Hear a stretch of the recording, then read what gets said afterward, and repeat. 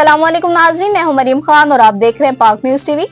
खबर शामिल करते हैं कराची से। हमारी नुमाइंदा सना भट्टी की रिपोर्ट के मुताबिक आज 21 रमजान को यौम शहादत हजरत अली करमुल्लाह वजहुल करीम पर मुल्क के मुख्तलिफ शहरों में जुलूस बरामद होंगे।